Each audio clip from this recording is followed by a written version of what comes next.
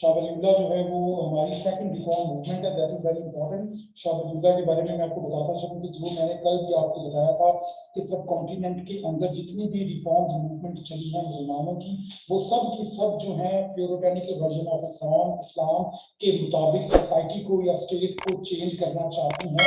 और वो जो वर्जन है प्योरिटेनिकल वर्जन ऑफ इस्लाम, उनका ताल्लुक इस स्कूल के साथ है, नक्शबंदी स्कूल ऑफ थॉट। ये आप जहन में रखें कि बर सगीर की सब कॉन्टिनेंट की अंदर मुसलमानों की जितनी भी बड़ी तहरीकें चली हैं वो सब की सब नक्शबंदी मिस्टिक ऑर्डर के साथ उनका ताल्लुक है। शाह वलीउल्लाह का ताल्लुक भी ऐसे खानदान से था जो नक्शबंदी खानदान है।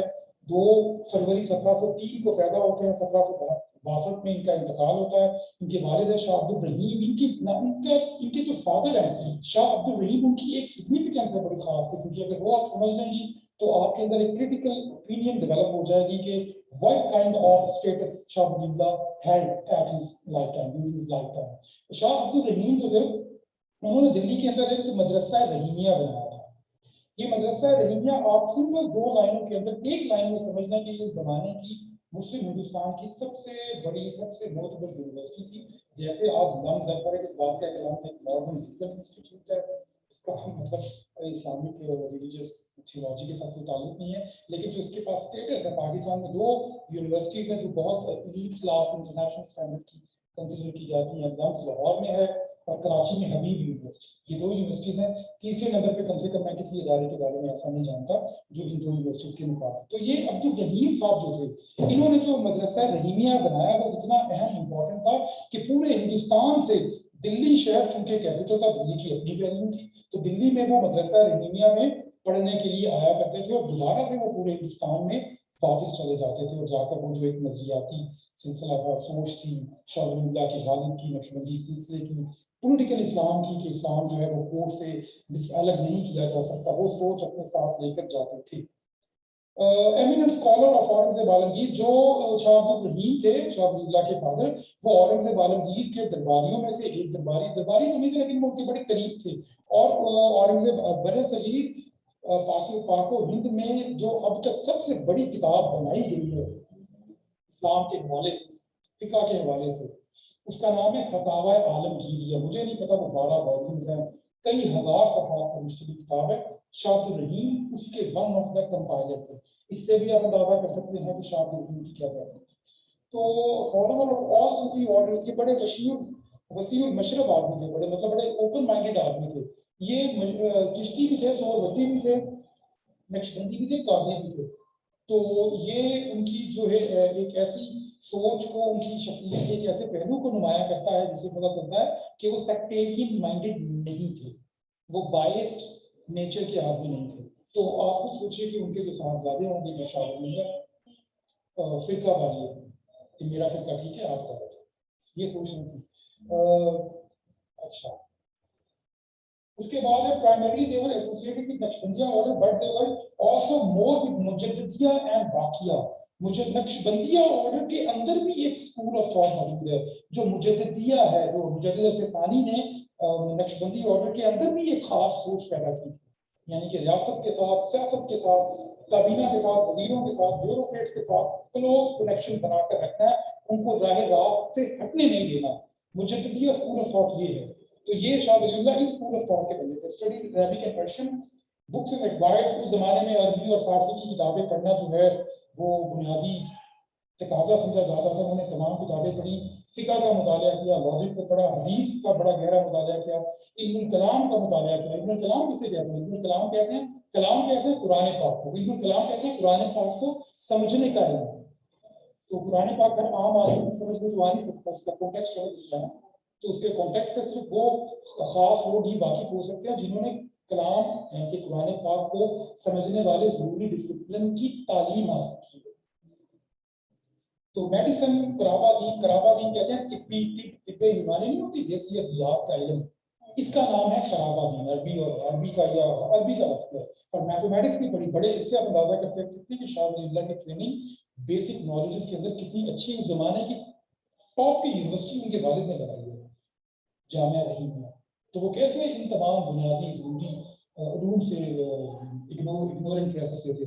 आफ्टर टीचिंग 10 years इन दिल्ली में 10 साल गुजारे तालीम दी उन्होंने, उसके बाद वो हिजाज जाते हैं मजीद आला तालीम हासिल करने के लिए। गॉट अ सनद ऑफ हदीस from Sheikh Abu Tahir bin Ibrahim Madani in 1732 they returned to Delhi and started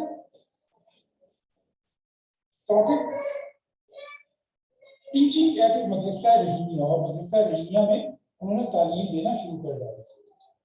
उसके बाद सिचुएशन बैकग्राउंड, अब सिचुएशन क्या है बरे सगीर का, वो बहुत इंपॉर्टेंट है, इसको समझे बगैर ये जानना बड़ा मुश्किल है कि बरे सगीर में हो क्या रहा है।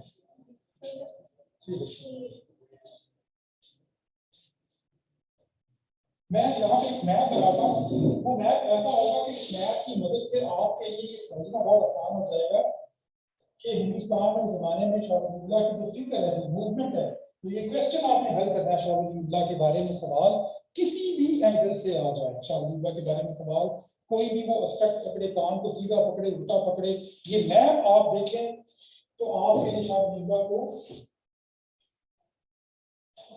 उस सवाल के अंदर डील करना बड़ा आसान हो जाएगा। हिंदुस्तान है, ये दिल्ली है, ये सरहद है सूबा खैबर के, ये पंजाब है, ये जो है सिंध है, वैसे बता रहा हूँ मैं आपको, ये मराठों की लैंड है, ये बंगाल है, ये दिल्ली है, ये मराठे हैं, ये यहाँ पे राजपूत है, यहाँ पे मेजाती है। ये तीन दुश्मन है, राजपूत भी दिल्ली के दुश्मन बने बैठे, मेवाती भी दिल्ली के दुश्मन बने बैठे, मराठा भी दिल्ली के दुश्मन बने बैठे, और पंजाब के अंदर जो सिख हैं वो भी दिल्ली के दुश्मन बने बैठे। चार दुश्मन है, एक सिख, दो मेवाती, तीन राजपूत, चौथे मराठा। ये तीन आपके दुश्मन है, आपकी मुस्लिम एम्पायर के तीन दुश्मन यहाँ पर आपके सामने आकर बैठे हुए हैं इस 18 मिड ऑफ 18th सेंचुरी के मंजरनामे के अंदर। 1739 में क्या हुआ है वो भी याद है, बड़ा इंपॉर्टेंट है। अभी ये नक्शा मैंने आपको समझाना है, अभी समझाया हमने, इसको बनाया है और डिस्क्राइब किया। मैं इसका क्रिटिकल ओपिनियन, क्रिटिकल लिंकेज बनाऊंगा शाह वली अल्लाह की मूवमेंट के साथ। लिंक बन जाएगा तो आपको समझ आ जाएगा। 1739 में नादिर शाह ने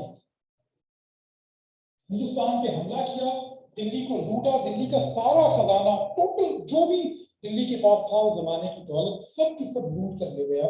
1739 में दिल्ली का असल डिक्लाइन, मुगल हिंदुस्तान का एक्चुअल डिक्लाइन 1739 में हो चुका था। फैक्चुअल डिक्लाइन 1857 में हुआ। जो फैक्ट है ना, फैक्ट आता है कि 1857 में मुगल हिंदुस्तान खत्म हुआ था, लेकिन जो एक्चुअली खत्म हो गया था वो 115 साल पहले 1739 में नादिर शाह ने हमला किया, पूरी मुगल आर्मी को खत्म किया, पूरा मुगल खजाना लूटा, भाग गया, चला गया, दिल्ली खत्म होकर रह गया एक तरह से।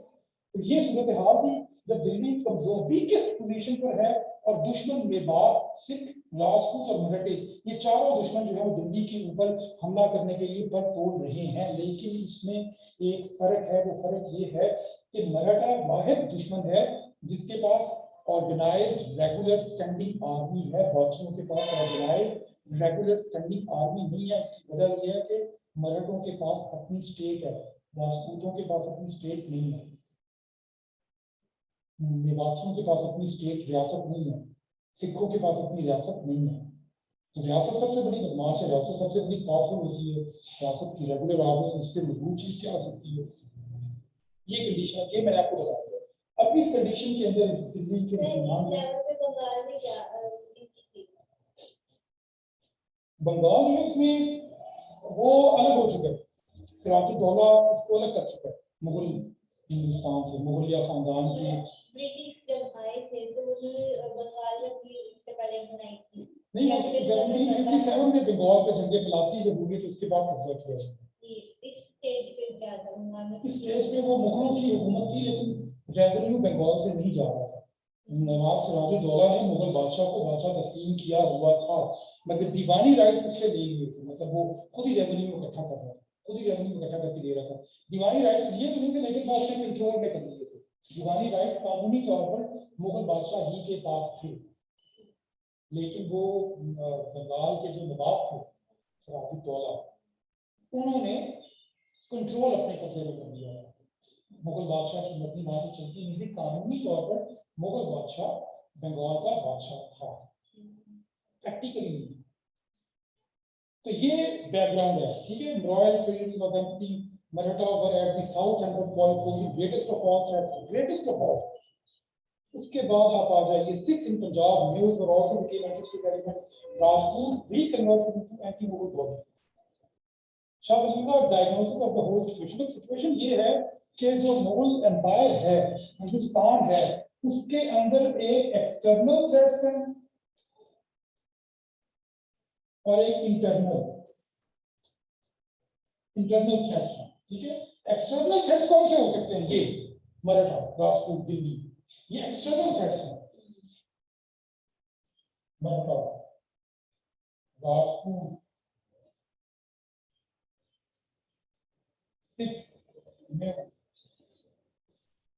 इंटरनल थ्रेट्स में कि मुगल सोसाइटी जो है वो डिक्लाइन का शिकार है। मुगल सोसाइटी अपनी मुस्लिम टीचिंग्स से बहुत दूर हट चुकी है। मुस्लिम जो है उनकी इकोनॉमिक कंडीशन बहुत खराब है, खजाने में पैसा नहीं है, डेवलपमेंट नहीं हो रही है, किसी किसी की प्रोग्रेस नहीं हो रही है।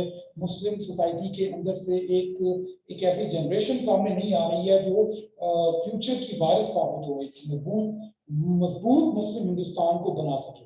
ऐसी कोई जनरेशन सामने नहीं आ रही है। तो शाह वली अल्लाह के बारे में मैं आपको सिंपली बताऊं कि वो एक सोशल साइंटिस्ट थे। शाह वली अल्लाह वाज अ सोशल साइंटिस्ट। उन्होंने जज्बाती और मौलवियों की लैंग्वेज यूज नहीं की हिंदुस्तान के मसाइल को डायग्नोज करने। आपका कोई प्रॉब्लम है तो आपके वालिद साहब कहते हैं तुम नमाज़ा नहीं पढ़ता, लिहाजा मसला करना होगा, ठीक है। नमाज़ें हम सबको पढ़नी चाहिए, मैं भी पढ़ता हूँ, बहुत भी पढ़नी चाहिए, लेकिन वो इसका मतलब है वो एक्चुअल प्रॉब्लम नहीं लोकेट कर पा रहे। हो सकता है मेरा प्रॉब्लम इसलिए हो कि मेरा सोशल स्टेटस ना हो, मेरे पास पैसा ना हो, मेरी जॉब अच्छी ना हो, मेरा बिजनेस बेहतर ना हो, मेरे कजन्स का बिजनेस बेहतर हो, वगैरह वगैरह। उसका मतलब there must be some kind of scientific reasons which could have been considered as the reasons which led me towards in a dismal condition। तो उन रीजंस को मीट किया जाए ना। तो शायद वलीला ने मौलवियों वाली बात नहीं की। उन्होंने कहा कि सोसाइटी के अंदर सोसाइटी में बहुत सी लेयर्स हैं, बहुत सी क्लासेस हैं। गरीब लोग हैं, अमीर लोग हैं, मैनुअल्स क्लास हैं, डेली वेज वर्कर्स हैं, एलीट क्लास है, पोएट्स हैं, सूफीज हैं, शायर हैं, मर्चेंट क्लास है, ट्रेडर क्लास है, आर्मी मैन है, मिलिट्री मैन है, और ट्रेडर्स वगैरह बता दिए मैंने। मतलब हर किस कारपेंटर्स हैं, पॉटरी क्लास है, बहुत सी क्लासेस हैं सोसाइटी के अंदर। शाह उन तमाम उनकी किताब है, मैं आपको आगे जाके बताऊंगा। उनकी किताब है, उसका नाम है तफहीमात, लिखा हुआ है उर्दू में। तफहीमात का मतलब है मेकिंग सेंस ऑफ, कुछ चीजों को समझना। तफहीम से निकला है, फहम से। इस किताब में उन्होंने पूरी सोसाइटी को डिसमेंटल किया है, डायसेक्ट किया है अलग अलग क्लासेस में, और हर क्लास के बारे में बताया कि इसके साथ क्या प्रॉब्लम है, इसके साथ क्या प्रॉब्लम है, इसके साथ क्या प्रॉब्लम है। तो क्लासिफिकेशन ऑफ द सोसाइटी जो है ना, वो उनका एक बेसिक स्टार्ट है in order to diagnose the real problem imbibed with Muslim Hindustan, Muslim society in British in Muslim India। Shah आप ऑनलाइन जो है वो सुन रहे हैं? मतलब सर लेवल्स ना हर किसी लोगों में लेवल। जी मोहतरमा गुलफशा, एमन और हिरा, आप तीनों मेरी आवाज, पहले आप में से किसी ने बताया था कि आवाज नहीं आ रही। अब आवाज क्लियर है? क्लियर करें मुझे ताकि मैं उसके बाद आपको कंटिन्यू करूं। जी जी सर, अभी क्लियर। चलिए ठीक है, थैंक यू। अच्छा, उसके बाद है economic imbalances is the root cause of the political chaos and administrative mail functioning.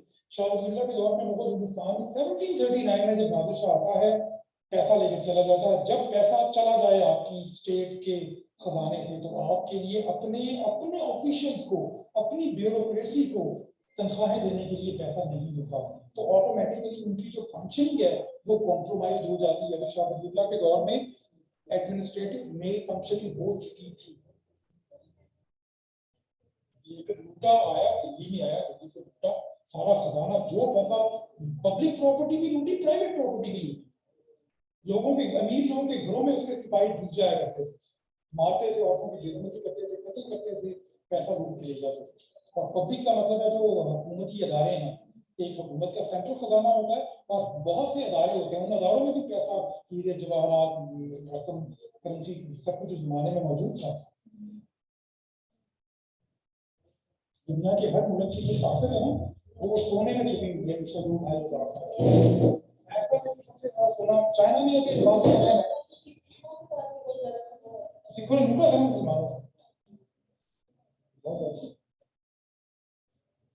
अच्छा चलें हम इसको कंटिन्यू करते हैं, ठीक है। तो वो देख रहे थे कि सोसाइटी में आपकी सोसाइटी में जो डी जनरेशन हो रही है, सोसाइटी जवाल का शिकार हो रही है, ये इसका लिंक बनता है एडमिनिस्ट्रेटिव मेल फंक्शनिंग के साथ। और एडमिनिस्ट्रेटिव मेल फंक्शनिंग की रीजन है कि सोसाइटी में इकोनॉमिक कंडीशन ठीक नहीं है, इम्बैलेंस है, सोसाइटी में इकोनॉमिक वीकनेस है, और उस वीकनेस को दूर करने के लिए फौरी तौर पे फाइनेंस प्रोड्यूस नहीं किया जा सकता। तो फिर क्या किया जा सकता है? फाइनेंस प्रोड्यूस किया जा सकता है। मैंने कहा कि अगर फाइनेंस प्रोड्यूस नहीं किया जा सकता तो सोसाइटी के अंदर इकोनॉमिक फाइनेंशियल बैलेंस क्रिएट किया जा सकता है। कुछ लोगों को थोड़ा सा पैसा है, थोड़े से पैसे में से भी कुछ लोगों को बहुत ज्यादा पैसा जा रहा है और ज्यादातर लोगों को पैसा जा ही नहीं है। इसका मतलब है एक इम्बैलेंस है, उस इम्बैलेंस को ठीक किया जाए। वो इम्बैलेंस क्या था मैं आगे चल के बताता हूँ। According to the summary of Khaliq Nizami Aligarh university के प्रोफेसर है, उन्होंने शाह वलीउल्लाह के सियासी मकतूबात का उर्दू में तर्जुमा किया है। उनके जमाने की जुबान फारसी मकतूबात है, उनका नाम है शाह वलीउल्लाह के सियासी मकतूबात। शाह उसमें लिखते हैं, Shah Waliullah pointed out various factors responsible for this decline. Following causes of this particular decay: khalsa land were distributed among incompetent jagirdar. Khalsa land किसे कहते हैं? क्लियर हो गई है? कल आप आएंगे तो आज आप आधा सवाल मैंने शादी का करवा दिया, रिकॉर्डिंग में रखा, अगर वो भी तो ठीक हो जाता है, दोस्तों से पूछ लीजिए। तो खालसा लैंड कहते हैं रियासत हुकूमत की जमीन को। आप कभी निकले लाहौर से बाहर कहीं पर भी सफर करें तो आप ट्रैवल करें तो आपको बहुत जमीन बेआबा नजर आती है, तो सारी हुकूमत की जमीन है। जो जमीन किसी की नहीं है वो हुकूमत की है, उसे खालसा लैंड कहा जाता है, खालिस जमीन। तो उन्होंने कहा था कि रीजन जो है सोसाइटी के डिक्लाइन की वो ये कि खालसा लैंड, मैंने बताया ना उसकी वजह social scientist, he was diagnosing the problem on a very scientific basis। उन्होंने कहा खालसा लैंड्स जो है वो इनकॉम्पिटेंट जागीरदारों को दे दी गई है जिनकी तादाद में इजाफा होता जा रहा है। पहले 100 जागीरदार थे, वो जमीन ले ली, जमीन लेने का पर्पस होता है उसको, वो उसके ऊपर फसल काश्त करेंगे, उसके ऊपर घोड़े पालेंगे, उसके ऊपर वो जागीर कैसे काट दी जाती है लोगों को। उस जमाने में पर्पस क्या होता है जागीर देने का? हुकूमत क्यों जागीर दिया करती थी? हुकूमत कहते जमीन तुम्हारी है, ये 400 रुपए जमीन है, तुम्हारी जमीन है, काश्त करो, बहुत से लोगों को रोजगार मिलेगा और हमें बदले में 3 चीजें चाहिए। क्या? मुआवजा, रेवेन्यू, दूसरा जंग होगी तो हमें फौजी चाहिए आपसे 200-300, जंग होगी तो हमें घोड़े चाहिए आपसे। तुमको मैंने 100 रुपए दिए, तुम्हें 200 घोड़े देने हैं, तुमको मैंने 300 रुपए दिए, तुम्हें मुझे 500 घोड़े देने हैं। जब जंग होगी 3 काम, रेवेन्यू, घोड़े, आदमी, जंग के लिए फौजी। अच्छा हाँ, बस उसी चीज को यहाँ पे अप्लाई करेंगे। तो गवर्नमेंट तो जागीर खालसा लैंड्स जागीरदारों में, इनकॉम्पिटेंट जागीरदारों में डिस्ट्रीब्यूट हो रही है, बदले में वो रिटर्न में वो कुछ नहीं दे रही। नतीजा हुकूमत का खजाना खाली का खाली। नादिर शाह भी लूट कर ले गया और हमारा लोकल सिस्टम जो है जागीरदारी का, वो भी रेवेन्यू जनरेशन जिस लेवल की होनी चाहिए उसका 1/10 भी नहीं है। Monopoly system in trade and commerce और ट्रेड के क्लासेस, मर्चेंट क्लासेस जमाने में पैदा हो चुकी थी, लेकिन इसमें मोनोपोली कुछ फैमिलीज को, कुछ लोगों को ट्रेड का सिस्टम बहुत अच्छा था, ज्यादातर लोग गरीब थे। One is miserable condition of trade is due to the receiving money without doing. बहुत से लोग ऐसे थे जो कोई काम नहीं करते थे, शायर, सूफी, सोल्जर्स, कोई काम नहीं कर रहे और मुफ्त में पैसे उनको मिल रहे। बड़ी साइंटिफिक बात है। कुछ लोग जो सोसाइटी के लिए कुछ भी प्रोड्यूस नहीं कर रहे, गवर्नमेंट ने उनको उनका जो वजीफा लगाया है, और वो लोग, वो क्लासेस जो सोसाइटी के लिए बहुत कुछ कर रही है, पॉटरी क्लास है, कारपेंटर है, ये लोग बहुत कुछ कर रहे हैं और उनके ऊपर आपने टैक्स ज्यादा लगा दिया। मतलब जो आपका काम कर रहा है उसको, उसके साथ सख्ती से पेश आ रहे हैं, और जो कोई काम नहीं कर रहा उसको आप वजीफा दे रहे हैं। शामिल इस सिस्टम को बंद करें। Second cause is the heavy taxation on those who are working and skilled class के ऊपर उन्होंने In his book तफहीमात, he addressed every class of society. बात मैं पहले बता चुका हूँ. तफहीमात उनकी बहुत सी किताबें उनकी बड़ी इंपॉर्टेंट है, उनकी कोई 40-50 के करीब रसाले और किताबें हैं. रसाला उस जमाने में छोटी किताब को कहा जाता था. आजकल रसाला पीरियोडिकल को कहा जाता है. आजकल रसाला किसे कहते हैं? रसाले और किताब में क्या फर्क है? आप बताइए. महीने के बाद होता है. बिल्कुल ठीक है. लेकिन उस जमाने में रसाला छोटी किताब को कहा जाता था. उन्होंने 50-60, मुझे तादाद याद थी, भूल गई, 50-60 से ज्यादा किताबें और रसायल. किताबें उनकी 10-12 के करीब हैं, रसायल उनके बहुत ज्यादा, 40-50 से भी ज्यादा है. बाज लोग कहते हैं 100 से भी ज्यादा. एक किताब में है 120 की फिगर भी है, कंफर्म मुझे नहीं है. तो उन्होंने इनकी जो 2-3 बहुत अहम किताबें हैं, इनमें से एक किताब तफहीमात उनकी बहुत अहम है. ये किताब बड़ी साइंटिफिक बेस पे लिखी है. इसमें उन्होंने पूरी सोसाइटी को क्लासेस में डिवाइड कर दिया. कारपेंटर है, ये मनी लेंडर है, ये ट्रेडर है, ये मर्चेंट क्लास है, ये सिपाही है, ये फौजी है, ये शायर है, ये सूफी है, ये कमी कमीन है, ये मैनुअल क्लास है, ये कारपेंटर है, ये शायर है. मतलब जितनी भी क्लासेस सोसाइटी में हो सकती हैं.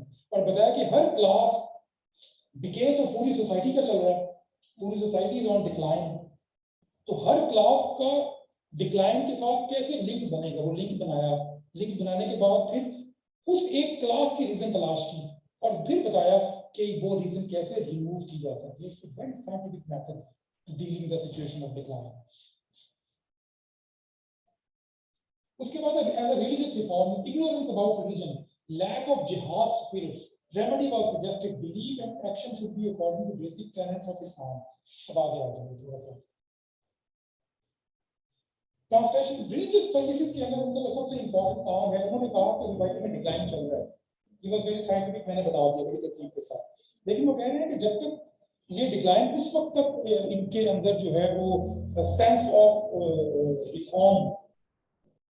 रिफॉर्म की सेंस तब तक इनके अंदर ट्रांसमिट नहीं की जा सकती जब तक इनकी डॉक्ट्राइन आइडियोलॉजी चेंज ना कर दी जाए. डॉक्ट्राइन और आइडियोलॉजी में क्या फर्क है? आइडियोलॉजी एक ही होती है. डॉक्ट्राइन जो होता है ना, वो नेसेसिटी की बुनियाद पे उस आइडियोलॉजी की कंटेम्परेरी शक्ल होती है. जैसे इस्लाम 1400 साल से एक ही है, लेकिन तबलीगी जमात तो 80 साल पहले शुरू हुई है ना. तबलीगी जमात का अपना डॉक्ट्राइन है. जमात इस्लामी तो 70-80 साल पहले शुरू हुई है ना, इसका अपना डॉक्ट्राइन है. ये आइडियोलॉजी सबकी सेम है. शामिल है. हाँ, हर सोच सियासी जमात की सोच जो है वो उसके अपने हालातों वाक़यात की चौकट के अंदर वो सोचते हैं कि हम इस आइडियोलॉजी का ये वाला सेट बनाएंगे ना, तो और उस पर नारा लगाएंगे कि हमारी बात मानो, सब ठीक हो जाएगा. खादिम हुसैन रिजवी साहब का भी इस्लाम वही है जो वहाबियों का, देवबंदियों का, बेगुओं का, सबका सेम इस्लाम है. कोई फर्क नहीं है, कोई फर्क नहीं है बेसिक्स के अंदर. आप खुद स्टडी करके देखते हैं. डॉक्ट्राइन चेंज की मतलब डॉक्ट्राइन है आइडियोलॉजी होल्डर अपने तरीके से अपनी आइडियोलॉजी को, अपनी पॉलिटिकल पोजीशन को स्ट्रेंथन करना चाहता है. और वो अपनी पॉलिटिकल पोजीशन को स्ट्रेंथन करने के लिए उसको डिफरेंट मोड चाहिए. पर्सनल नहीं होता, ये सिचुएशनल होता है. ये इसका ताल्लुक क्लास के साथ होता है, क्लासेस के साथ होता है, इंटरेस्ट के साथ भी होता है. इंटरेस्ट पर्सनल नहीं होता. सोशल साइंटिस्ट पर्सनल इंटरेस्ट को इम्पोर्टेंट नहीं समझते. वो कहते हैं प्रॉब्लम पैदा होगी सोसाइटी में पैदा होगी. अगर खादिम हुसैन रिजवी के 50 लाख फॉलोअर्स हैं, उसका मतलब है सोसाइटी के अंदर वो जो खादिम हुसैन रिजवी जो बात कर रहा है उसको मानने वाले लोगों की तादाद मौजूद है, स्ट्रक्चर मौजूद है.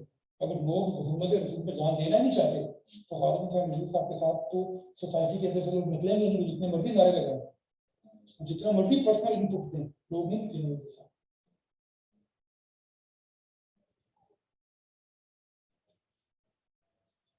ट्रांसलेशन सब उन्होंने कहा कि डॉक्ट्राइन चेंज करके नया डॉक्ट्राइन लाना पड़ेगा. और डॉक्ट्राइन लाना पड़ेगा का क्या मतलब है? लाना पड़ेगा का क्या मतलब है? लाना पड़ेगा मतलब है कि लोगों को देना, लोगों को उनके अंदर घुसाना है. इसका मतलब ये. तो कैसे घुसाना है? उन्होंने कहा पुराने पाक जो है वो फारसी जुबान में है, वो सॉरी अरबी जुबान में है. और शाह वलीउल्लाह के दौर तक पुराने पाक का तर्जुमा अरबी में नहीं था. लोग अरबी से दूर हो चुके थे, अरबी लोग नहीं पढ़ते थे उस जमाने में. फारसी का ही चलन था मदरसों के अंदर. कोर्ट की लैंग्वेज भी फारसी थी. हाँ, उनसे पहले आया करती थी. शाह वलीउल्लाह के बेटे के दौर में शाह अब्दुल कादिर ने किया था। शाह वलीउल्लाह ने फारसी जुबान में किया था। सबसे पहले कुरान पाक से शुरू किया, कुरान पाक का वर्नाक्युलर लैंग्वेज फारसी में तर्जुमा किया। ब्रिटिश सब कॉन्टिनेंट में उलमा emphasise on the value of फिक्र,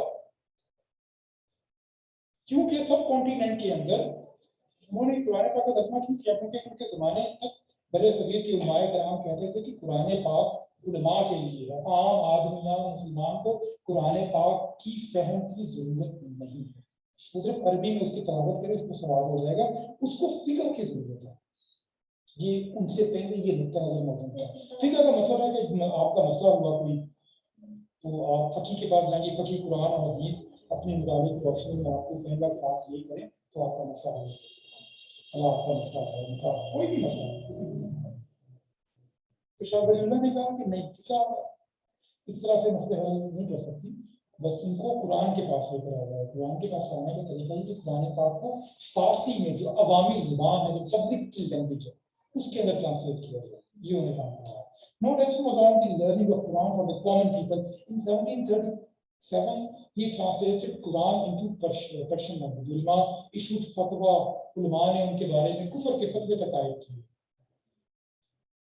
उन्होंने इस्राएली ट्रेडिशंस को रिजेक्ट किया कुरान पाक की तफसीर में। इसका क्या मतलब? कुरान पाक की तफसीर लिखने के लिए दीन इब्राहिमी से ताल्लुक है ना, दीन इब्राहिमी में यहूदी भी हैं, ईसाई भी हैं। तो बहुत से मुसलमान मुफस्सिरीन कहा करते थे कि इस्लाम चूंकि दीन इब्राहिमी का हिस्सा है, तो लिहाजा दीन इब्राहिमी की जो दूसरी रवायात हैं, जो कुरान और हदीस के अलावा भी मौजूद है, पहले से चल रही हैं, तो उन आयात, उन रवायात को हम कुरान पाक के अंदर शामिल तो नहीं कर सकते, ये तो गुनाह कबीरा हो जाएगा, ये तो कुफर हो जाएगा। तो कुरान पाक की जो तफसीर लिखेंगे ना हम, उसके अंदर हम उन इस्राएली रवायात से मदद ले लेंगे। ये वो करते आए थे, कई सौ साल से ट्रेडिशन चल रही थी। शाह वलीउल्लाह ने कहा कि नहीं, इस्राएली रवायात की वजह से कुरान पाक का असल पैगाम मसख हो जाता है।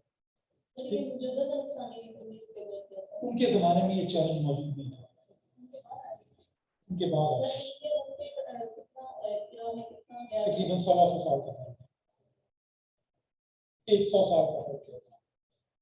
उन्होंने फिर किताबें की अल्फाजुल कबीर फिल उसूल तफसीर, तफसीर लिखने के असूलों पर किताब लिखी है। कुरान पाक की तफसीर किन असूलों पर लिखनी चाहिए, किताब बड़ी मारूफ है, आज के दिन भी इसका उर्दू तर्जुमा उर्दू बाजार लाहौर से अवेलेबल है। उसके बाद है डिसेमिनेशन ऑफ हदीस, ब्रॉड इस्नाद ऑफ हदीस learning from Sheikh Abu Tahir. Sheikh Abu Tahir जो थे वो हिजाज के एक बहुत बड़े आलिम दीन थे, उनसे उन्होंने हदीस की तालीम हासिल की थी। तो उन्हें अरबाईन नबवी, 40 अहम हदीस का कंपाइलेशन होती है, आपने भी नाम सुना होगा, अरबाईन नबवी, तो वो उसकी तालीम दिया करते थे। और उन्होंने मौता इमाम मालिक की तालीम आम की। शाह वलीउल्लाह ने मौता इमाम मालिक की क्या सिग्निफिकेंस है, इसका बहुत क्रिटिकल पॉइंट बनता है। मौता इमाम मालिक हदीस की वाहिद किताब है जो किसी अरबी ने लिखी है, अरबी ने कंपाइल की है। बाकी हदीस की तमाम किताबें पर्शियन, इमाम बुखारी पर्शिया के रहने वाले थे, बुखारा के लिए, उज़्बेकिस्तान वाली साइड पे, ये सब अजमी है। हदीस की सियासत का नाम सुने? सियासत में कितनी किताबें हैं हदीस की? सातों की सातों किताबें गैर अरबियों की हैं, और वो बहुत अहम किताबें हैं, लेकिन उन किताबों की वजह से इख्तलाफात भी पैदा होते हैं। तो उसका हल क्या निकाला? मैंने लफ्ज यूज किया बिकॉज़ साइंटिस्ट बड़ा मैथमेटिकल चल रहे थे। हल क्या निकाला उन्होंने? कहा कि एक ही किताब है हदीस की जो एक ही अरबी ने लिखी है, तमाम माने। उनका ये इस किताब के ऊपर तमाम फैक्ट्स का कंसेंसस करवाना आसान है। तमाम ये अरबी नहीं थे, मौता इमाम मालिक। शाह वलीउल्लाह एंड जूरिस्प्रूडेंस, फिर उन्होंने कहा कि सब कॉन्टिनेंट के अंदर चूंकि फिक्र के ऊपर ज्यादा फोकस किया जाता था, मैंने बताया ना आपको फिक्र के ऊपर बहुत ज्यादा उनका फोकस था, तो फिक्र के ऊपर फोकस की वजह से जो प्रॉब्लम्स थे सोसाइटी के बहुत ज्यादा बढ़ रहे थे, लोगों में तकफीर का सिलसिला शुरू हो गया, कुफर का फतवा, फलाना जो हम्बली फिक्र को मानता है वो काफिर है, फलाना जो है वो फिक्र हनफी के इस मसले को मान रहा है वो भी काफिर है। तो शाह वलीउल्लाह ने again as a social scientist उसका एक बहुत अच्छा सॉल्यूशन पेश किया। उन्होंने कहा कि जो चारों स्कूल्स ऑफ थॉट्स हैं, कितनी फिक्र हैं मुसलमानों में, ये तो फिक्र है। फिका, फिका नहीं मैंने रखी, फिका, हम्बली, शाफी, मालिकी और हनफी। हम चारों, मेरा ख्याल है यहाँ पे हनफी बैठे क्योंकि पाकिस्तान में सारे हनफी रखे, शाफी है सिंध के अंदर, मालिकी और हम्बली ना होने के बराबर है, तो मालिकी तो बिल्कुल नहीं है, हम्बली थोड़े बहुत है। अच्छा खैर, तो शाह वली ने कहा कि चारों फिका का मैं बहुत एहतराम करता हूँ। उस जमाने में हिंदुस्तान में हम्बली तमाम फिका के मानने वाले लोग मौजूद थे। उन्होंने कहा कि मैं चारों फिका को मानने वालों का एहतराम करता हूँ, चारों फिका को भी एहतराम करता हूँ, लेकिन मेरी एक कंडीशन है, तजवीज़ है, रिकमेंडेशन है। रिकमेंडेशन ये है कि चारों जो आलम दीन है ना, जो फकीह है, वो किसी एक फिका को ना माने। आम आदमी जो है ना, एक आदमी फिका हम्बली को मानता है माने, एक आदमी फिका हनफी को मानता है माने, एक आदमी फिका मालिकी को मानता है माने, कोई बात, लेकिन जो आलम दीन है वो किसी एक फिका को ना, ये उन्होंने एडवाइस की। हिकमत ये थी कि ताकि आम आदमी जो है वो फिका, अपनी फिका के साथ ही लगा बंदा रहे, क्लैश नहीं होगा, अपने स्कूल पे दूसरा बंदा उसके स्कूल पे एतराज नहीं करेगा। एतराज क्लैश कब पैदा होगा, जब उसका जो आलम दीन है वो फतवा जारी करते फलाने की क्या गलत है, जब वो नहीं कर रहा फतवा जारी, इसका मतलब है क्लैश का जो एवेन्यू है जहां से क्लैश ने निकलना है वो बंद हो, वो कम हो जाएगा, बंद हो जाएगा। अच्छी तरीके थी। के बाद नेक्स्ट टॉपिक है सेक्टेरियन सॉल्यूशन। शिया सुन्नी क्लैश उस जमाने में बहुत बढ़ गया था। उस जमाने में शिया सुन्नी क्लैश के लिए पुरानी और ईरानी, ये दो इस्लाहात आम थी। पुरानी का मतलब है शिया, सुन्नी, ईरानी का मतलब है शिया। उस जमाने में दिल्ली के अंदर ये दो ग्रुप सियासत के अंदर डोमिनेट कर रहे थे, तो जिसकी वजह से अवाम के अंदर भी शिया सुन्नी बुनियादों पर एक दूसरे को देखने की चीज पैदा हो गई थी, शिय्इज़्म, नफरत पैदा हो गई थी। हालांकि शिया सुन्नी दोनों मुसलमान हैं, और शाह वलीउल्लाह भी यही कहा करते थे कि दोनों मुसलमान हैं। उन्होंने फिर शियों की गलतफहमियों का अजाला करने के लिए किताब लिखी और सुन्नियों की गलतफहमी का अजाला करने के लिए किताब लिखी। सुन्नियों की वो गलतफहमी जो शियों के बारे में थी, और शियों की वो गलतफहमी जो सुन्नियों के बारे में थी। अजालतुल खुलफा में उन्होंने शियों का जो तस्वुर है खलीफा के बारे में, हज़रत उस्मान के बारे में, हज़रत वो दुरुस्त किए, और अपने वसीयतनामा के अंदर उन्होंने सुन्नियों के वो तहफ़्फ़ुज़ात जो शियों के बारे में रखते थे उनको भी ठीक किया, उसके बारे में करेक्टेड नहीं। As a social reformer, advised to abandon Hindu culture and rituals and social custom. Window marriage हक में है, मुसलमानों के अंदर बहुत सी ऐसी रसूमात दाखिल हो चुकी थी जो हिंदू कल्चर से आ रही थी। हक में है तो इस्लामी है, विडो मैरिज हिंदू नहीं करते इस्लाम के अंदर, तो कतई तौर पे उस पर कोई पाबंदी नहीं है, लेकिन मुसलमान जमाने की जो थे वो बेवा से शादी करने को बड़ा बुरा समझते थे, अभी भी ऐसा ही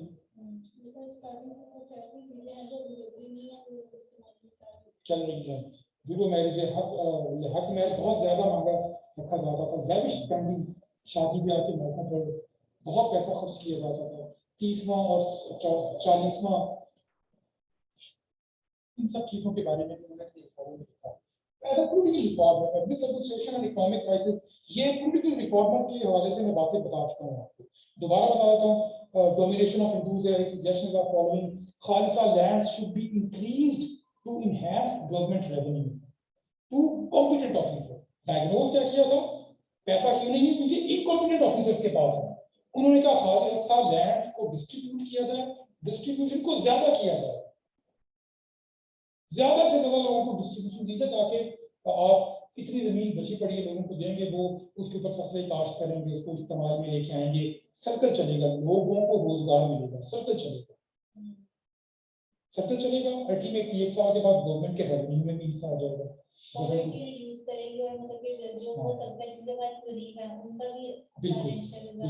Khalsa lands should be limited to big nobles. उन्होंने कहा ये जो इनकॉम्पिटेंट लोग हैं ना, ये वो है जो नौदौलती हैं, जो गरीब तबके के लोग हैं ना, इनको जब आप जमीन देंगे ना, ये मेहनत नहीं करेंगे।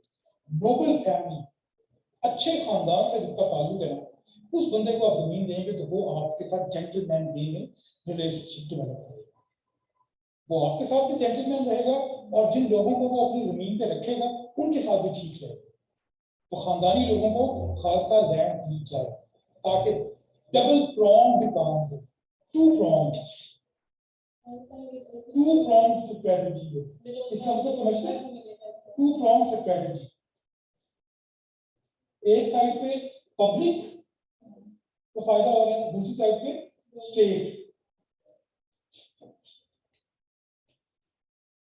Jagir should be limited to big nobles. Smaller mansabdar should be paid in cash.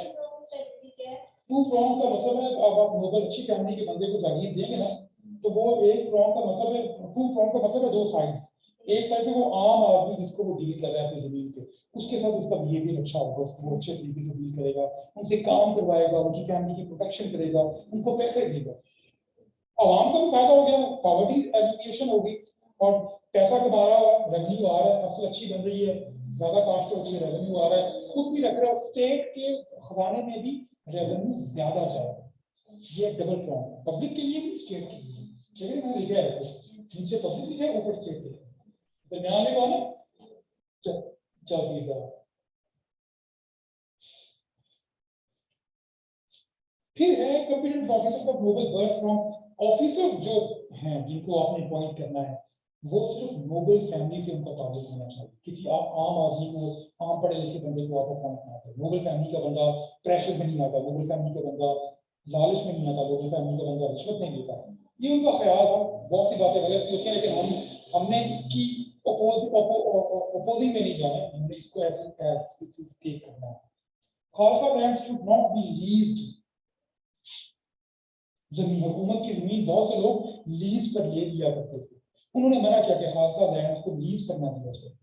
Qazi and muhtasib should be good reputation.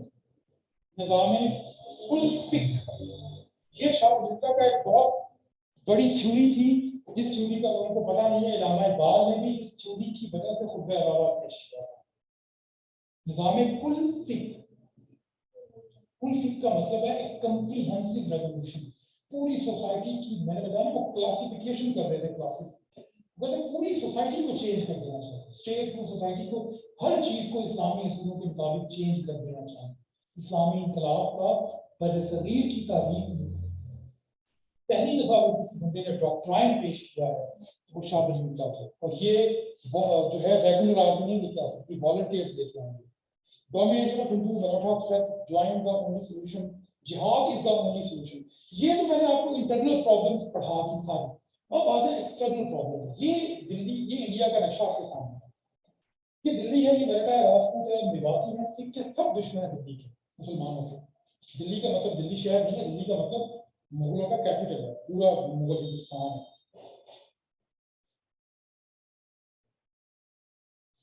तो उन्होंने ना एक्सटर्नल, ये इंटरनल प्रॉब्लम्स को डायग्नोज करने के बाद उन्होंने जितनी भी रेमेडीज तजवीज की, उनका फायदा लॉन्ग टर्म में हो सकता था। शॉर्ट टर्म में जो चैलेंजेस थे, उनके लिए वो रेमेडीज फायदेमंद साबित नहीं हो सकती। किसी बंदे का फ्रैक्चर हो जाए, हड्डी टूट जाए, तो आप उसे कहें कि आप इसे ना मुर्गी के अंडे खिलाएं, कैल्शियम की चीजें बताकर इसके भी सकते हो, तो वो जो कैल्शियम की चीजें खाने से तो आप लॉन्ग टर्म में आपके हड्डियां ठीक होगी ना, फौरी तौर पे तो उसको उसी एक दो घंटे के अंदर सर्जरी करनी है। तो वो जो रेमेडीज है वो लॉन्ग टर्म के लिए। शॉर्ट टर्म के लिए उन्होंने देखा कि मराठा स्टैंडिंग आर्मी है उनके पास, रेवेन्यू सिस्टम उनका हमसे ज्यादा अच्छा है, ये दिल्ली के दरवाजे पर पहुंच चुके हैं, कभी भी हमला हो सकता है, दिल्ली खत्म कर देंगे। इस्लाम दिल्ली खत्म कर दिया, दिल्ली पे कब्जा कर लिया मराठों ने, तो इस्लाम बड़े सही से खत्म हो जाएगा। मुगल फौज इतनी ताकतवर नहीं थी कि वो मराठा लीडर्स को डील कर सके।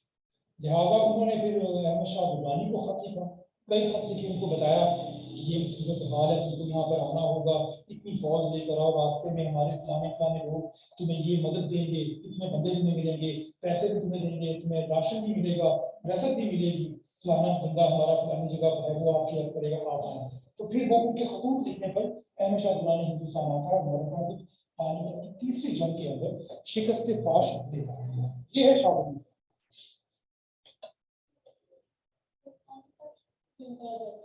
पानीपत मैदान का नाम। हाँ, ठीक हो गया ऑनलाइन स्टूडेंट्स। अब हम अपने दूसरे टॉपिक पे जाते हैं, इससे पहले कि हमारा टाइम जो है वो जाया ना हो।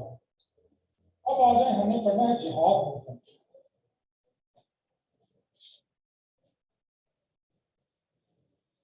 जी डियर स्टूडेंट्स ऑनलाइन, क्या आप सुन रहे हैं मुझे? तो ये जिहाद मूवमेंट और खिलाफत मूवमेंट किसे? जिहाद मूवमेंट हाँ। और खिलाफत मूवमेंट नहीं, खिलाफत मूवमेंट तो बहुत बाद में आई है। जिहाद मूवमेंट सैयद अहमद शहीद ने शुरू की थी।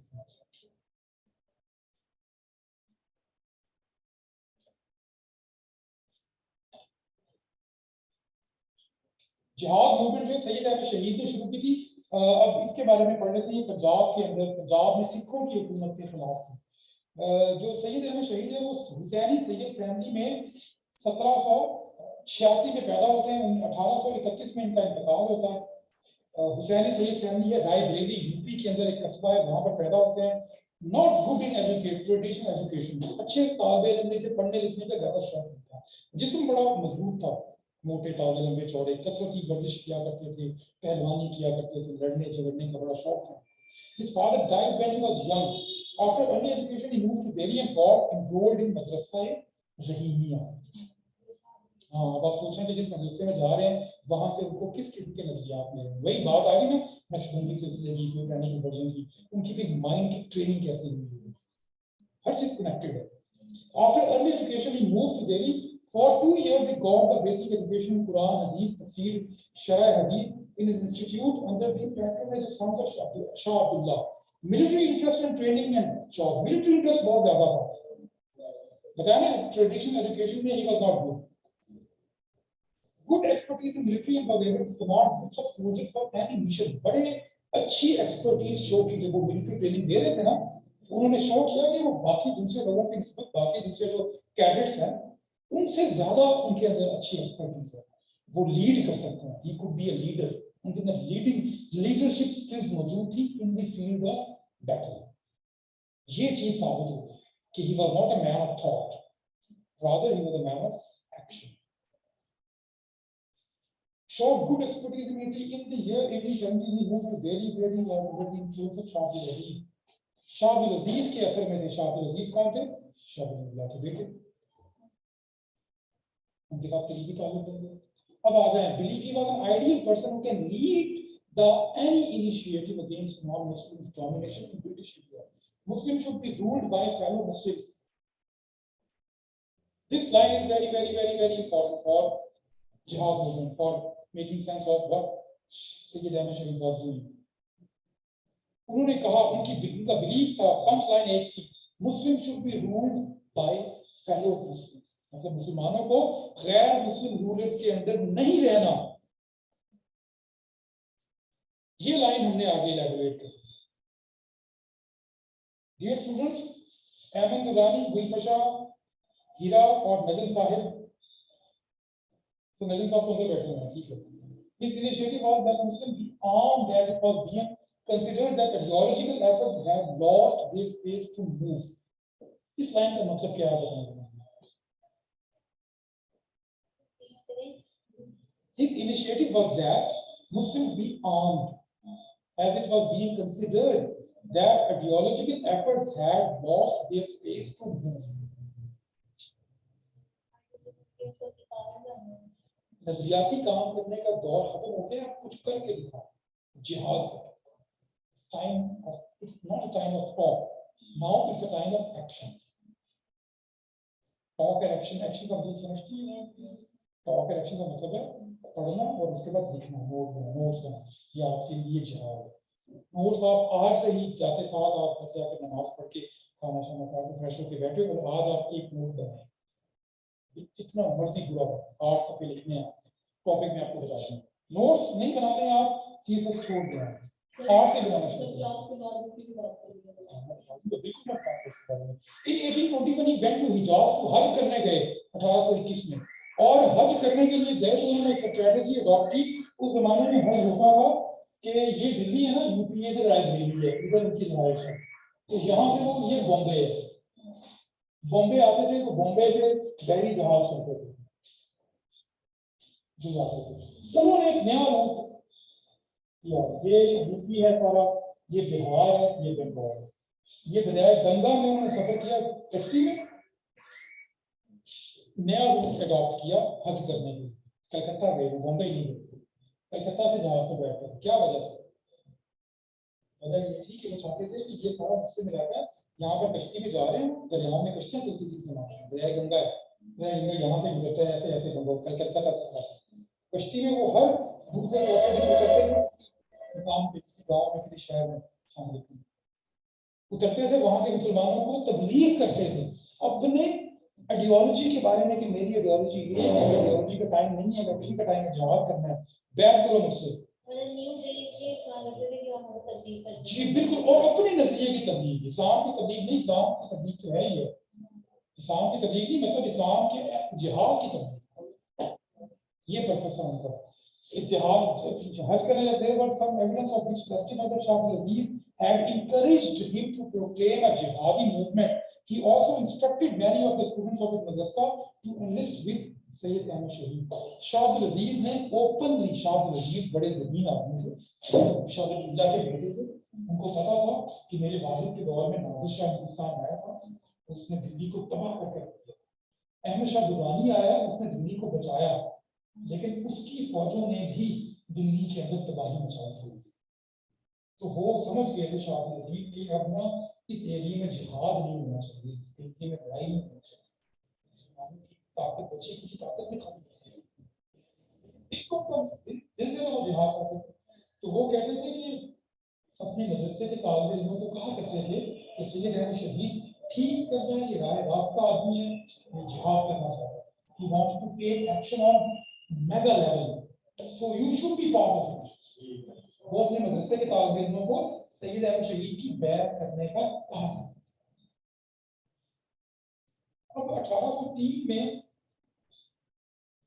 1862 में 1762 में क्या हुआ,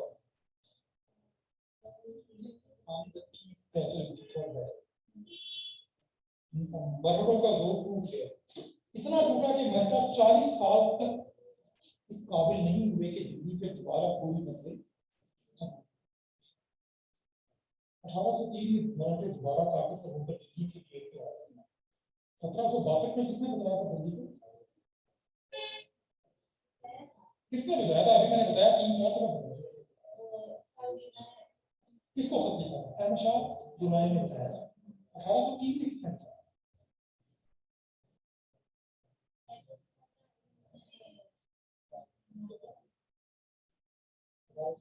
अंग्रेजों ने बताया था, east India company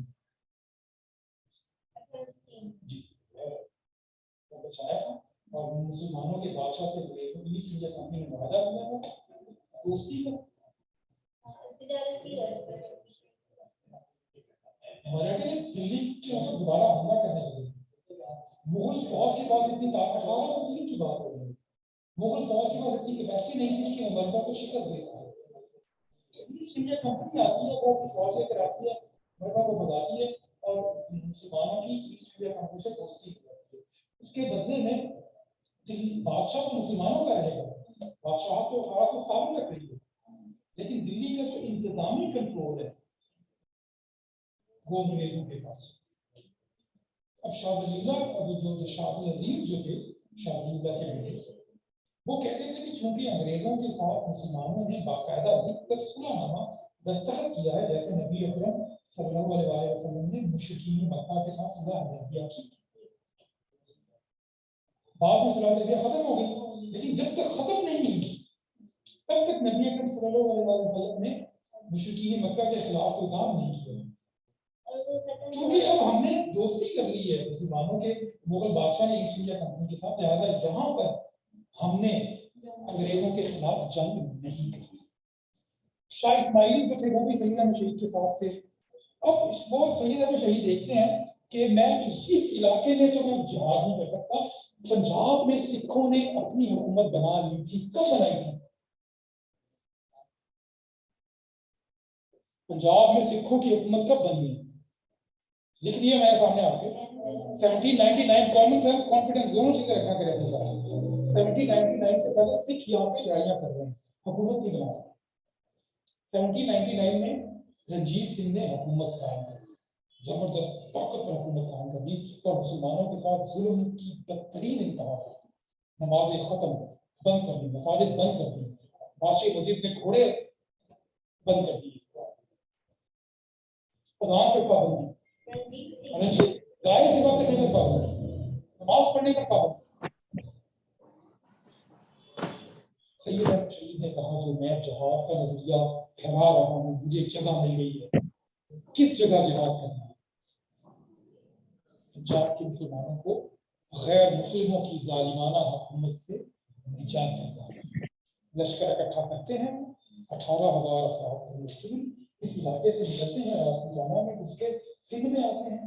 direct Punjab में नहीं जा सकते क्योंकि उनकी मजबूत आर्मी है। सिंध में जाते हैं, सिंध से बलोचिस्तान में जाते हैं, बलोचिस्तान से अफगानिस्तान जाते हैं, कंधार में पहला सांस लेते हैं, तसल्ली करते हैं, अपने सेट करते हैं, फिर आते हैं पिशावर। बाली पिशावर मुसलमान था,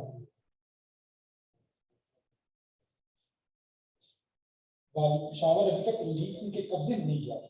फिर वो पिशावर आता है और पिशावर आकर बालिए पिशावर को कहते हैं कि जी हमने जिहाद करना है सिखों के खिलाफ, तुम हमारा साथ दो। वो साथ नहीं देता, छोटी सी लड़ाई होती है।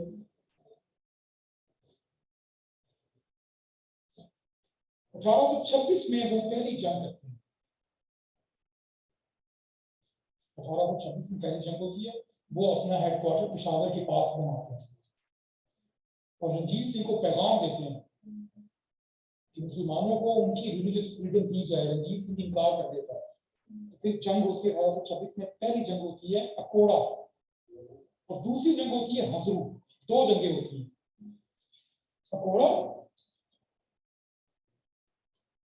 1826 में, हजरू ये भी 1826 में होती है। इन दोनों जंगों में जी, इन दोनों जंगों में मुसलमानों को फतह होती है। इन दोनों जंगों की फतह से मुसलमान बहुत ज्यादा एतमाद में आ जाते हैं कि वो जंग करके जीत सकते हैं।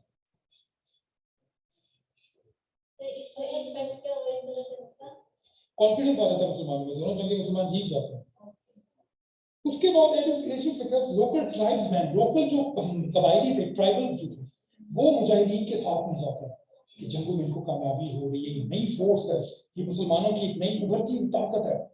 ये बिल्कुल बिल्कुल।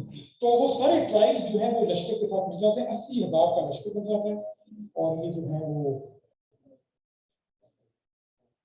सिखों के साथ बड़े लेवल पे फाइट करने के काबिल अपने आप को बनाना शुरू करते हैं।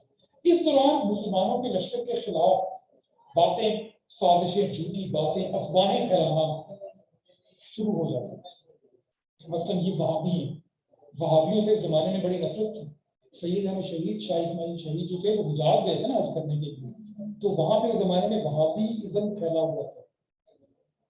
सैयद अहमद शहीद वहाबी नहीं हुए, शाह इस्माइल शहीद जो उनके साथी थे वो वहाबी हो गए। तो लोकल ट्राइब्स जो थे पठान मुसलमान, वो वहाबियों को पसंद नहीं करते थे। उनका ख्याल था वहाबी जो है उनके मज़ारों के, उनके सूफियों के सिलसिलों के, इन सब चीज़ों के खिलाफ है, तो वो तो उनका जीना हराम कर देंगे। वो उनके खिलाफ होना शुरू हो गए।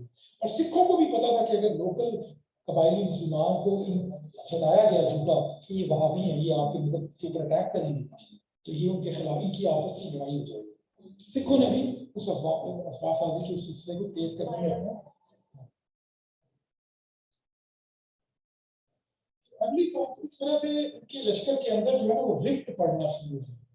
यार मोहम्मद खान, दोस्त मोहम्मद खान, ये दो भाई थे, वालिय पिशावर था, एक जो है वो कत्ल हो जाता है, दूसरा भाई जो है वो ऊपर ऊपर से इनके साथ मिल जाता है, लेकिन अंदर अंदर से वो सिखों के साथ मिला होता है, हालांकि वो मुसलमान होता है। एक जंग होती है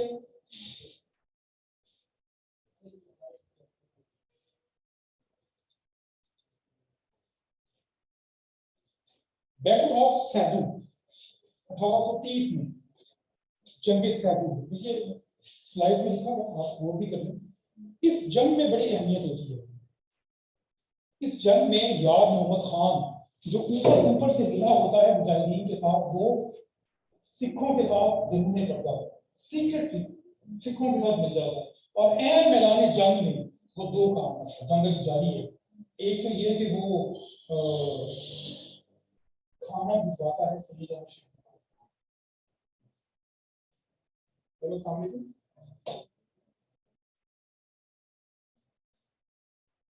नहीं, सॉरी रॉन्ग नंबर।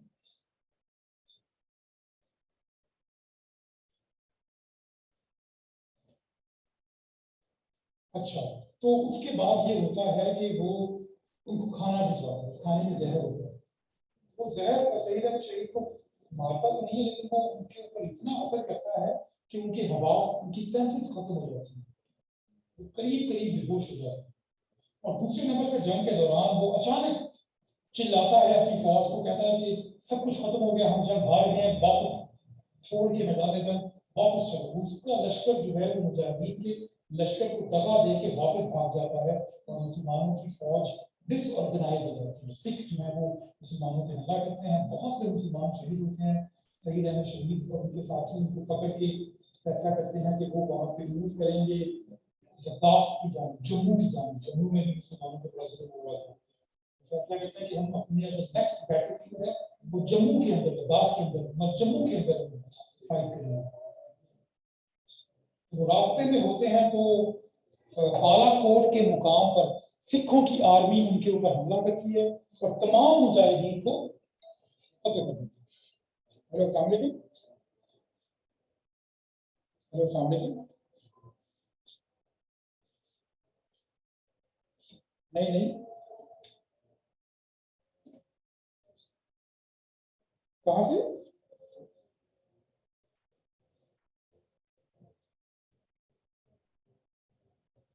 अच्छा, तो बालाकोट के अंदर सिख जो है वो आर्मी इनके बचे कुचे लश्कर के ऊपर।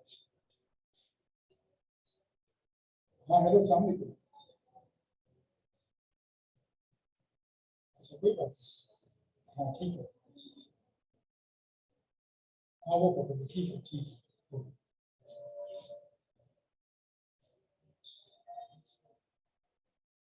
क्या चीज? हाँ ठीक है ठीक है।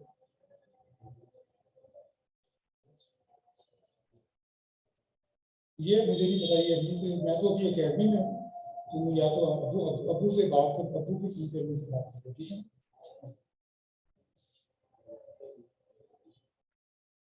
ठीक है।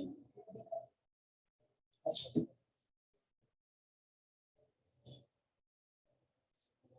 ये सेटबैक था सीरियस मुसलमानों के लिए, तहरीक जिहाद यहीं पे खत्म हो जाती है। अब हम इसका जो है ना, इसका क्रिटिकल एनालिसिस कर लेते हैं, क्योंकि बहुत डीप है कि what was the reasons, causes of their failure. The role of the Khan, Yar Mohammad Khan, दोस्त मोहम्मद खान, दो भाई थे। दोस्त मोहम्मद खान को पहले कत्ल कर दिया गया। यार मोहम्मद खान ऊपर ऊपर से मुजाहिदीन से दोस्ती करता है, लेकिन वो एक्चुअली वो उसकी फ्रेंडशिप चल रही होती है सिखों के साथ। वो सिखों का एजेंट होता है, सिखों के पेरोल पे काम करता है। वो ही wanted to bring failure to the Mujahideen movement. लेकिन वो ट्राइब्स जो है वो सारे मुसलमान हैं और उनका जो इमोशनल अटैचमेंट है वो सैयद अहमद शहीद के साथ है। यार मोहम्मद खान को पता था कि उसकी अपनी पब्लिक इस वक्त जिहाद मूवमेंट के साथ है, तो वो उसने सिखों को कहा था कि आप थोड़ा सब्र रखें, हम तरीके से चलेंगे, हम अपनी स्ट्रेटेजी बनाएंगे, बहादुरों के हवाले से प्रोपेगेंडा करेंगे वगैरह वगैरह, फिर हम इसको, उनको वक्त के साथ हम उनको डील कर लेंगे, उनको खत्म करना है। डबल रोल जो है वो पहली रीजन। फिर है moral attitude and response of the local towards the जिहादी कॉल।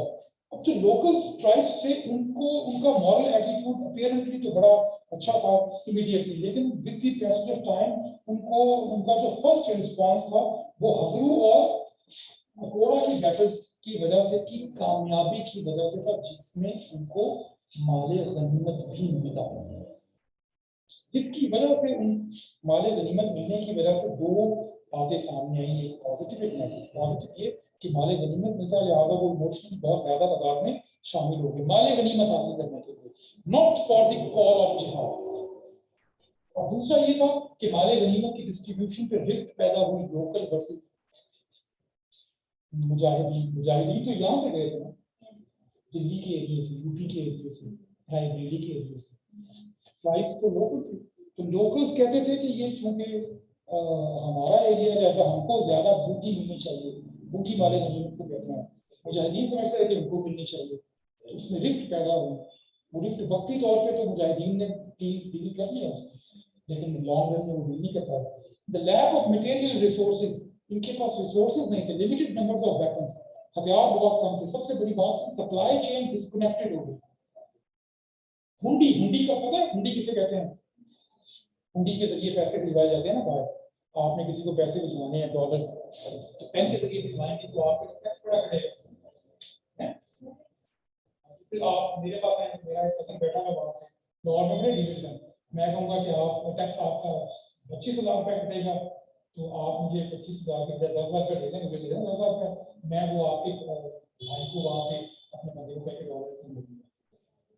इसे हुंडी कहते हैं। हुंडी का सिस्टम बहुत पुराना है, 1000 साल पुराना है, इससे भी पुराना है। तो मुजाहिदीन जब उधर गए थे तो उनका जो रास्ता था अपने एरिया से हुंडी के जरिए कायम था। हुंडी के जरिए सप्लाई चेन भी थी, पैसे का सिस्टम भी आ रहा था। हुंडी मतलब वो अपने उनके फैमिली से यहाँ कितना उनकी सब दिल्ली के इलाके में, यूपी के इलाके में, तो यहाँ से वो जब भी जरूरत पड़ती थी वो पैसे मंगवा लिया। सिखों ने हुंडी का सिस्टम का डिस्टर्ब कर दिया, सप्लाई चेन डिस्कनेक्ट कर दी, उनको अपना स्टेट कर सकते हैं, लोगों से पता कर लेते हैं कौन कौन किसको पता कर रहा है। जैसे पुलिस वालों को, पुलिस थाने वालों को इलाके में चोरी हो ना, तो पुलिस वालों को सारा पता होता है इस इलाके में कितने चोर हैं कितने नहीं है।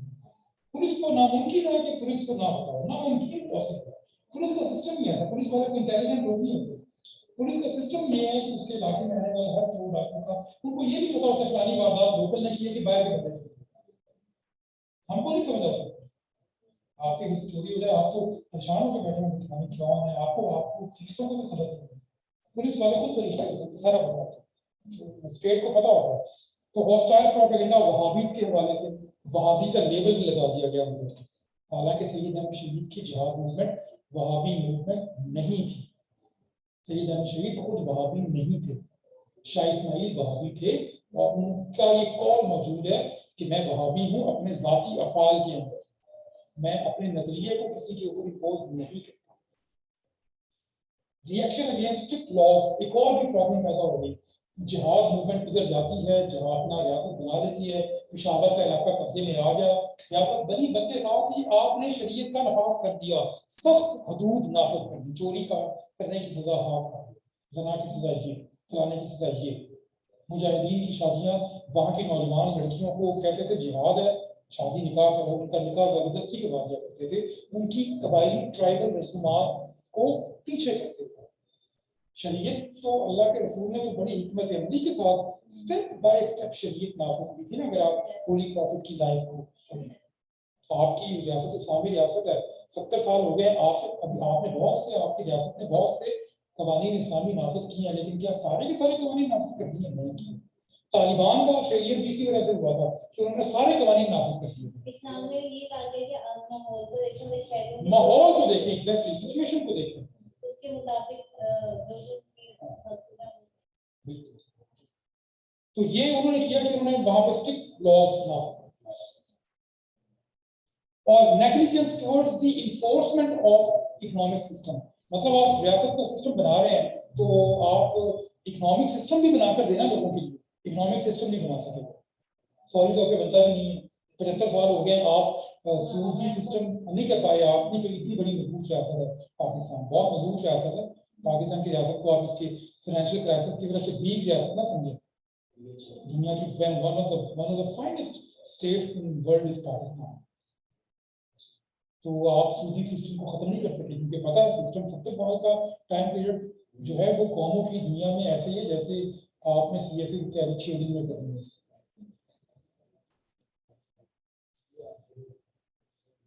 अच्छा, उसके बाद आप मेरी आवाज सुन रहे हैं? नेट के ऊपर जितने भी लोग मौजूद हैं online. Importance of jihad movement. First example in Indian history to liberate the Muslim from the tyranny of non-Muslim. Movement not to place a person in position of power but achieve some religious goal. इससे पहले जितनी भी jihad लड़ाइयाँ